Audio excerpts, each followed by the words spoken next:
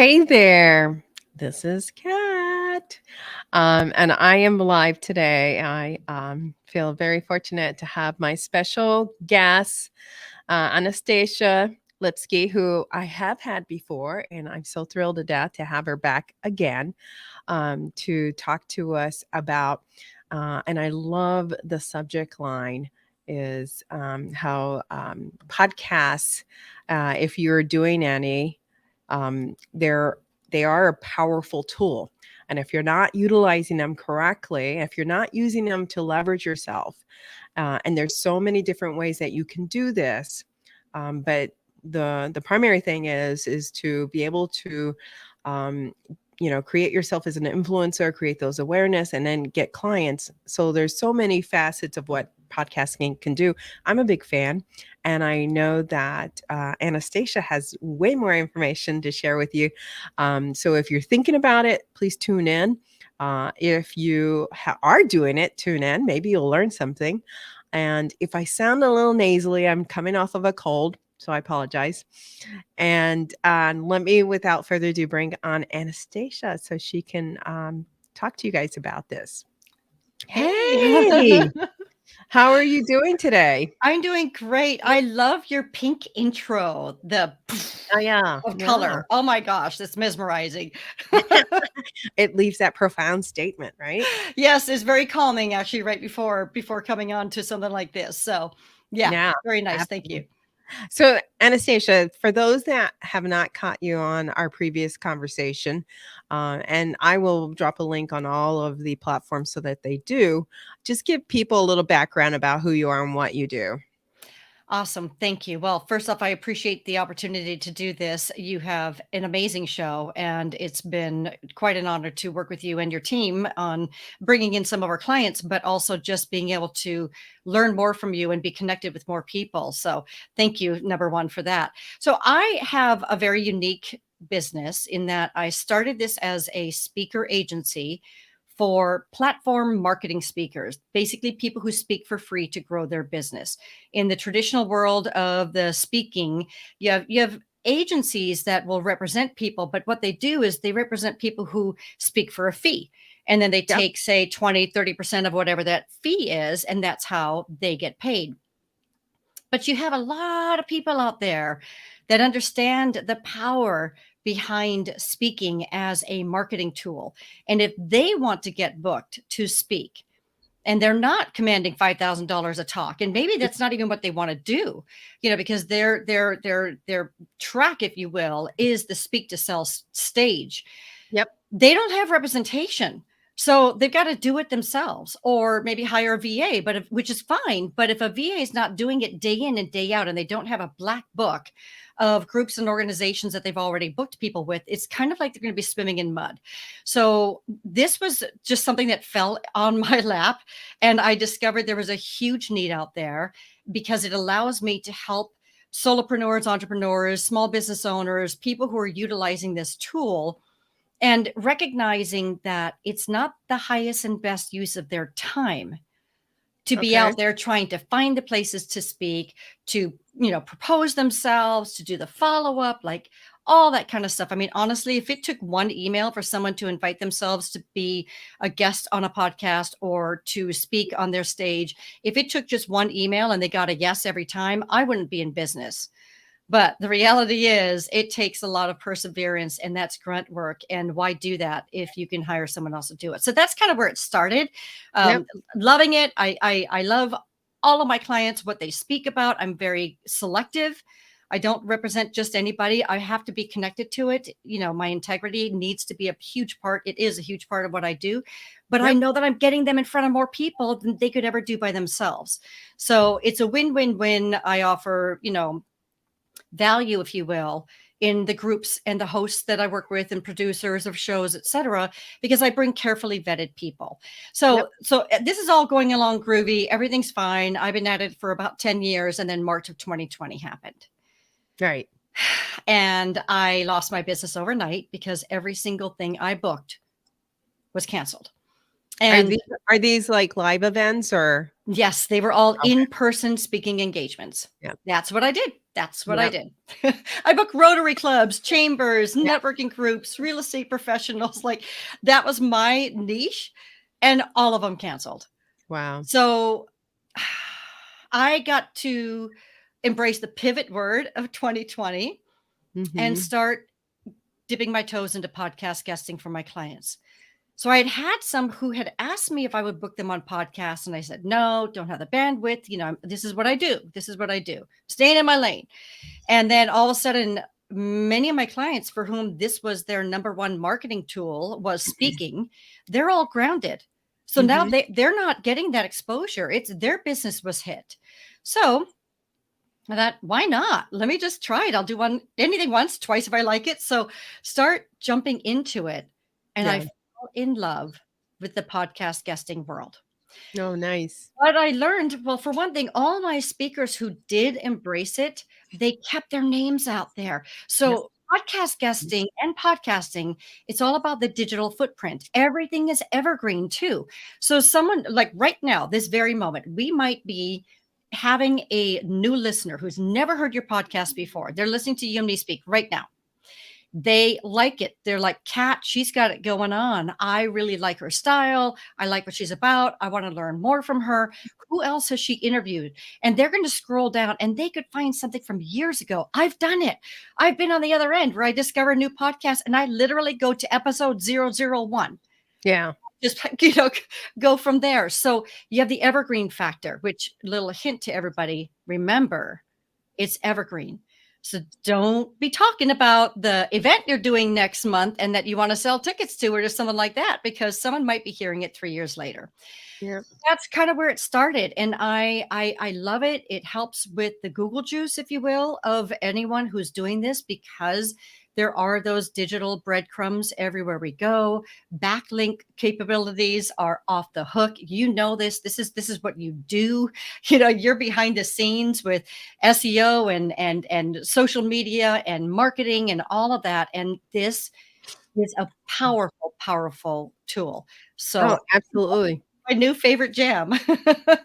So let me just summarize that and what you just said. So to someone who's just now tuning in and they're like, oh, this sounds interesting. So basically you work with people who don't necessarily have their own show. Correct. Right. And they still want to leverage podcasting and they wanting to be guest on other people's show.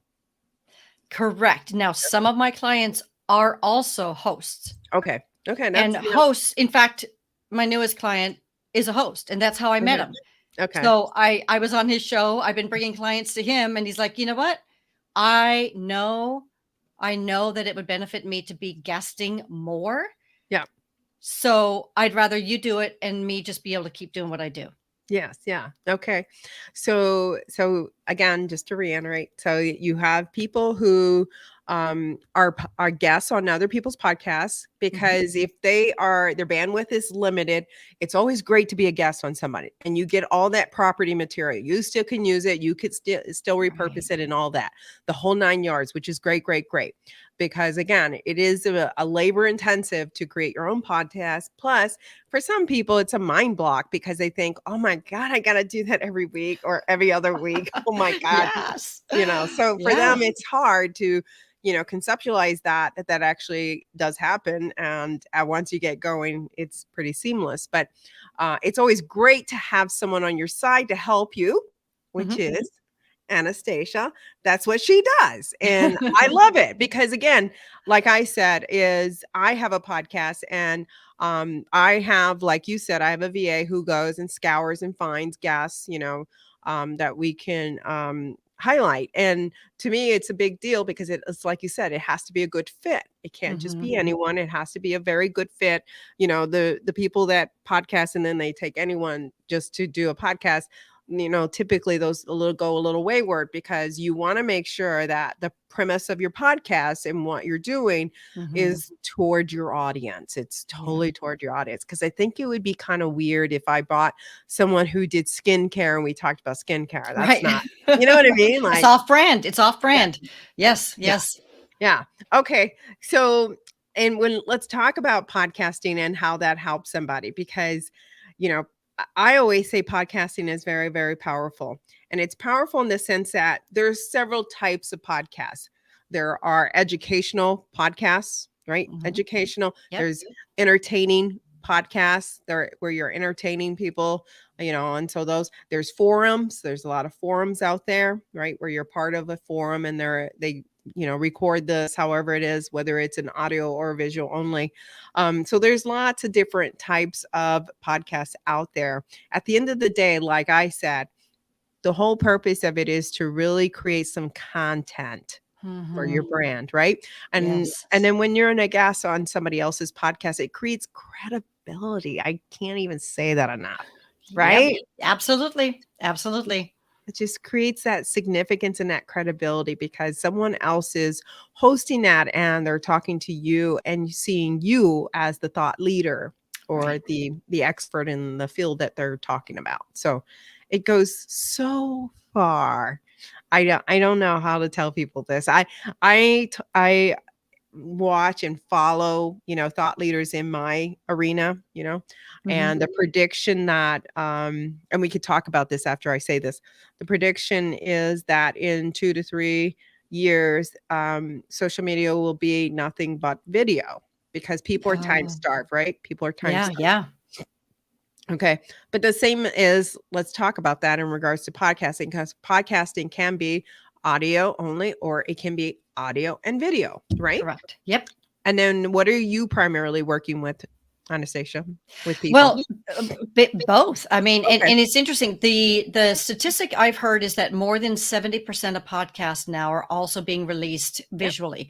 Yep. So, people were using a visual platform usually, not always, Yep. but I would say I've only had one podcast, no, two times I've been on a podcast where I was being interviewed and it was not, I Yep. didn't see the host. And, that's very unusual. Usually, even if they're not going to release the visual, then they'll still record it via Zoom because this is about having a conversation.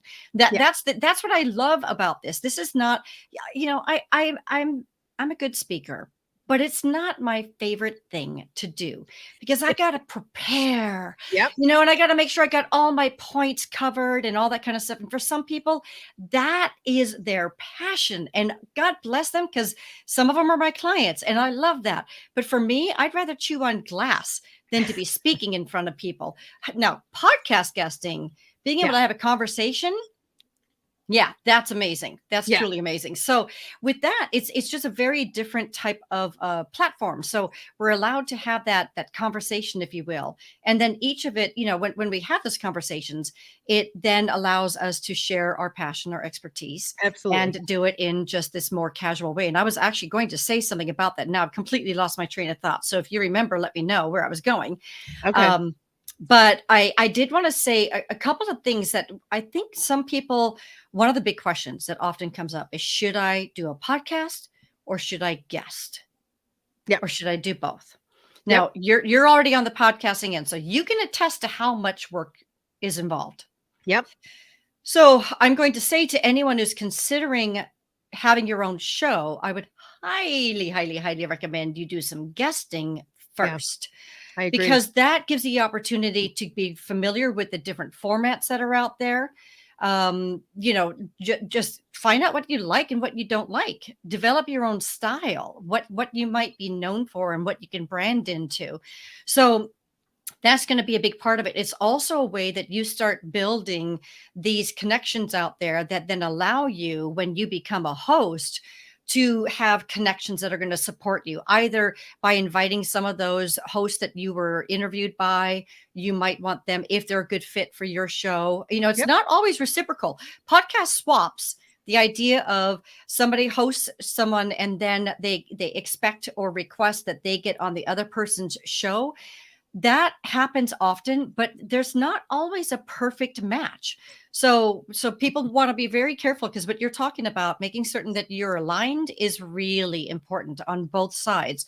So that's one way you can do it. But the depth that you can get when you have your own show is more. So you having your own show are connecting with the same people, okay, via Yep. core base Yep. over and over and over again. And it's that marketing idea of the multiple hits, the law of familiarity. The more often our names are out there, the more credibility we can build as an individual, and you can build community, Yep. build your tribe. But the challenge is if you only are a host and you're not out there guesting, then you're still sticking. It's like you're singing to the same choir every single time, or not singing, preaching the same choir, right? You get your same community, but you're just slowly, organically expanding your reach. But when you are a guest on someone else's show, all of a sudden, bam, whole new audience. And if those people resonate with you, they're going to come and check out your Yep. show. So there's benefits to both. If you are going to podcast, just know that there's a lot of work. Make certain you do it right. Perfectionism is not required, but it's actually very dangerous, but you also want to be seen as a professional. Yep. So there have been shows, coming back to that visual aspect. And I know what I was going to say about that was that initially people were using the visual platform and they would just extrapolate the audio and put it on podcast platforms. But then I think what happened was people started realizing, like, hey, we got this material, we got this visual. Why not use it? Because there are people who are visual learners. Yep. There are people that want to be there. Plus, YouTube is a huge search engine now. So people might find you on YouTube where a podcast has been shared and then still listen to you on Spotify or Podbean or, Apple Podcast or whatever. So there's a lot of that crossover, but you want to make certain that you as a guest, as well as the host, that you present yourself professionally. So I listened to a podcast once, vetting it for our clients, sounded really good. And then I went and I checked out the video. The host was in a t-shirt sitting on a dirty looking couch with crap all around her.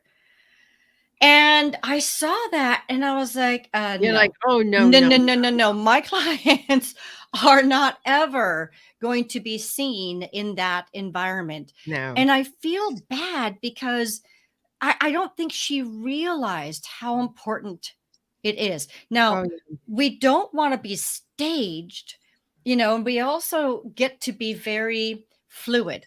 Okay. Yeah. One thing that the pandemic has done many things. There's a lot of good things that's come out of it, right?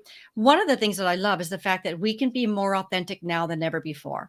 Absolutely. Once we started watching these BBC news reporters with the kids running in the room and the wife coming in and grabbing them and the cats walking across and hitting the mouse, and once those things started happening, it's almost like, yeah, they're real people. Right. I mean, when I watch movies, I always stay to the very, very, very, very last credit, much to the chagrin of the people that just want to clean up the popcorn and they're waiting for me by myself to walk out.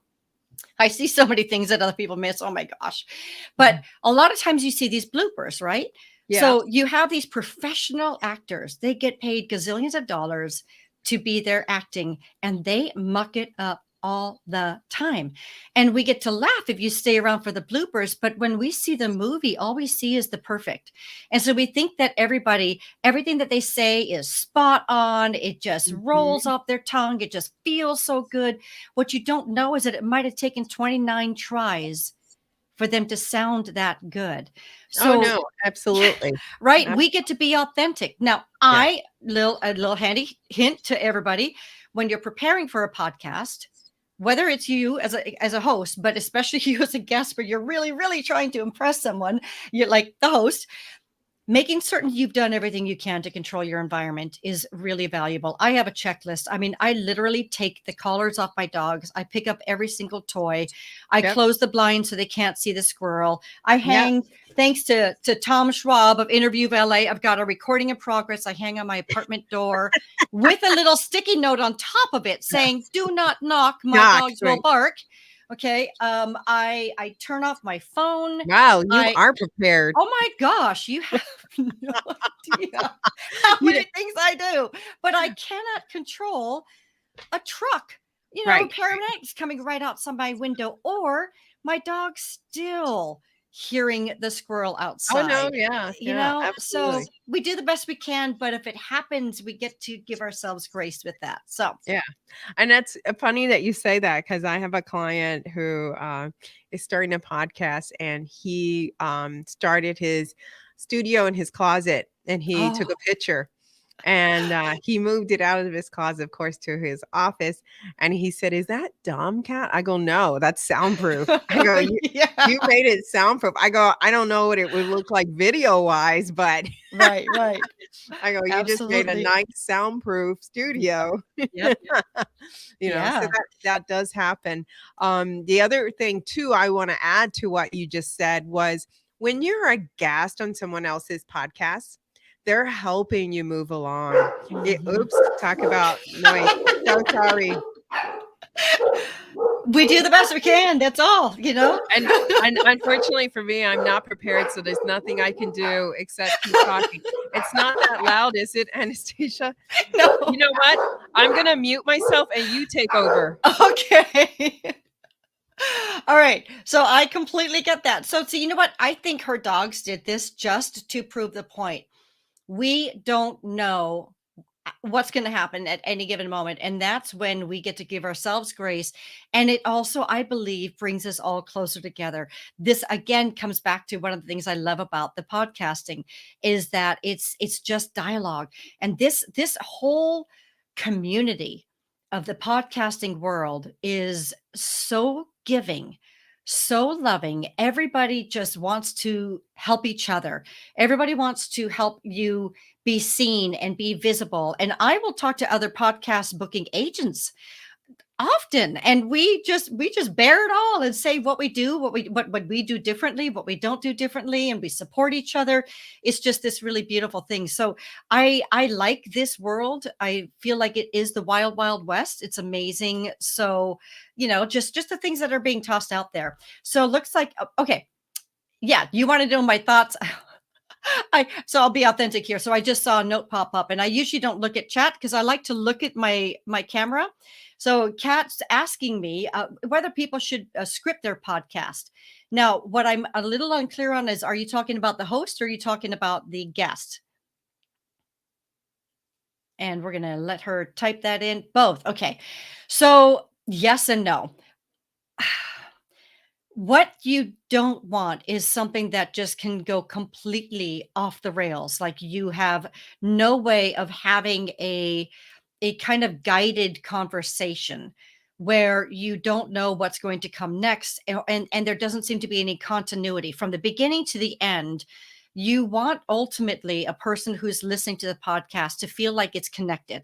And we can weave things in. You never know. I mean, it could be something about Kat's, former life when she was in third grade, or mine too. And somehow, some way it ties into all of this. We just never know. So scripting is just a matter of having some key things that you're going to want to discuss ahead of time that you Right. can fall back on. But I don't suggest getting too scripted because it is meant to feel like a conversation. Yep. And that I think is what people want. They when they're listening, it's because there's this relatability. They're learning something, but they also like that the kind of more casual conversation, if you will, Yep. instead of feeling like it's been read. I have been on shows when I was interviewed, and the host would just go down my list of questions. Now, I always recommend, if you are going to propose yourself to be on a show, that you have sample questions that you can give to the host ahead of time, because for two reasons. One, the primary reason is you want to give them a sense of what you talk about, Right. the key most important things that you talk about. It also can be a starting point for the host to work from. But the hope is that every interview you do, you're not going to get asked the same 10 questions, because if so, who's going to want to hear from me again? The moment they see me on another podcast, they're going to be like, oh, nope, she says the same thing every time. We don't want that, right? Right. So you want to have that available for your host when you are sharing it. And then the host can use it. Well, I feel like it's merely guidelines. I feel like, whatever, Jack, they're merely guidelines. Oh my gosh. Captain Black Oh, Jack yeah, Black, yeah, whatever. yeah. Like, Yeah, yeah, yeah, yeah, yeah, yeah. yeah. I'm imagining these guys in this scene. I'm just totally choking on which one it is. Yeah, Captain Barbosa. They're Yeah. merely guidelines, but you start with them. You Yep. don't want to have a blank slate because at any moment, also, it's so easy to get distracted and lose your train of thought. I Absolutely. lost it. I lost it for a moment when I started talking about the video and going to Yeah. audio, and ultimately I was able to come back. But Yeah. we might forget, and sometimes you get a distraction, like your dogs are barking, and you're thinking, "Oh my gosh, when are they going to stop?" And then you forget where you are. Yep. Yep. So, okay, let me expand on this because I actually had a client one time was talking to me how he was going to be guesting on people's podcasts and he was perfecting his pitch. I'm like, oh no, nobody wants you to pitch on their podcast.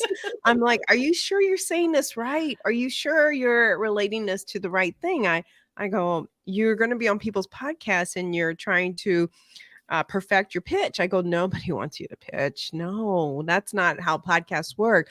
And so basically what I did was I guided him to more of like entrepreneur pitch where they actually expect you to pitch, right? It's a platform Uh-huh. and not podcasts where you pitch. And I'm like, that's the wrong lane, right? The Mhm. wrong lane. So that's another thing I think that, I take for granted, maybe not knowing that other people don't understand. Again, the whole purpose of a podcast and the platform and what it's there to do is to, again, as Anastasia said earlier, is to bring light to who is your business, Mhm. help you educate that future customer, their future client. And then you're really, when you're a guest, you're really increasing that momentum because you're on someone else's audience, someone else's Right. platform. And you never know, they might need your service. Yeah. You never know. And I love that last part about it because it is someone else's audience that you're tapping into. Mhm. And it's a really a win-win situation because the host is really entertaining and educating their audience and they bring you in. And Yeah. then for you, you're tapping into a new audience that maybe would have never thought about you, right? Right. Yeah. Absolutely. Absolutely. It's new exposure all the time. Yeah. So But it's you a have good to thing. use it. This is the thing. You Yes. have to use it. Yeah. And that's one of the, I don't know, the crimes. So first off, the gentleman that you were just speaking of, that kind of hurts hearing that, just because I'm thinking like, ew, no, no, you're just missing it. You're missing it. What like I'm a huge believer in relationship building. Yep. This is what it's all about. I mean, you and I, even from the first time we talked, like you've already connected me with somebody who he's been amazing, and he's booked clients of mine, and I'm going to be on a show, and like I just really like him. Like all these Yeah. kinds of things comes from connection, but Yeah. you have to have that integrity in the relationship, that you're not going into it like what's in it for me, but rather Right. how can I bless the host, how can I bless the listeners by giving full value and not even thinking for a moment about whether I'm going to get clients as a result of this. People are either going to resonate with me or they're not. And Right. there's nothing I can do about it. If I come from a space of my heart and I'm simply sharing my expertise, my passion, and I'm doing it with integrity to bless, not to take, in essence, it all works out. But I Yeah. also have my part in it, in what I need to do afterwards. So speaking of which, this is an example of something I always like to do. Hmm. If it's okay with you, and I would assume so because you're all about visibility, I Yep. want to take a quick screenshot of the two of us because I want to share this, okay, on social media. So we'll just both smile. Okay. So one thing I want to say is that sometimes you have shows that are live. Sometimes you have shows that you do the interview and then maybe it airs within a day or two. Other times it might be 6 months down the road before it actually is aired. I always take a screenshot, and the day of the actual interview, I share this screenshot, even though I don't have a link to the interview, to start building excitement about that episode, and I will be tagging you. One thing that people also forget a lot of times, they forget to not only tag the host, but they also forget to tag if there's a page related to the host. So Right. sometimes, and right now I'm only talking LinkedIn because that's kind of my jam. So I can't speak specifically for the other social media channels. I'm sure it's a similar type of a Yep. thing, but LinkedIn, when I'm in there, I'm going to be looking to see what business pages you might have, and I'm going to tag them as well. But I'm going to build up interest and bring people to check out your show, even though I'm not on it yet, so that they can see that. That's just one thing that you can do to help start that. Then making certain that when it is aired, you are sharing it socially, Yeah. that I add every one of them to my e-newsletter where Yep. I have spoken before, so that the people on my e-list, they're continually reminded that I'm out there looking for opportunities to use my voice. Yep. And I always ask, like, do you have a podcast do you think I'd be a great fit for? Please let me know. I'm a member of Innovation Women. They've got 18,000 people on their e-list. I get to promote everything that I've been on. So when I have the link to this show, I will be sharing that. And this show will be promoted to 18,000 people. Yes. These are just some of the things that I will do with each and every episode that I'm on. So if a person gets on an episode and then they don't do anything with it, they don't put, and I also put Right. it on my profile on my site. So it's permanently housed there too. So there's all these different places where I am sharing it to get more exposure for both you, Kat, as a host, Yep. and me, and get that Google juice growing, because this is how we do it. If you Absolutely. don't, then you're like throwing money out the window as far as I'm Yeah. concerned, and Yeah. visibility. Yeah, you just take it to the next level because that's one of the things that we do is whenever I'm on somebody's podcast, they'll share all the, let's say, the graphics that they created for it, right? Right, right. Yeah. And then I'll share those and I'll post them. I have no problem because it's a win-win, right? It's a Yes, win-win. yes, And then the yes. same afterwards is I always say, let me know when you release it. I'll share it. I'll push it out there. So Yeah. to me, it's like you said, it's a community. It's about helping each other. And how does this make sense? So it's a good fit and it's a win-win for everyone, right? Right. Yep. So how does everybody get a hold of you? Well, the easiest way is actually to go to a landing page that I've created, and I highly recommend that everyone have one themselves. And you can, if you want, tag it to each individual show. I don't bother with that. I have one space. It's Mhm. just access speakers dot biz biz /thank you. So all Okay. you really have to remember is my business name Yep. .biz /thank you. If you go in there, you will have the opportunity to get a free ebook on speaking to grow your business. I am happy. Also, basically, when people ask for my ebook, I always follow up with them. I thank them.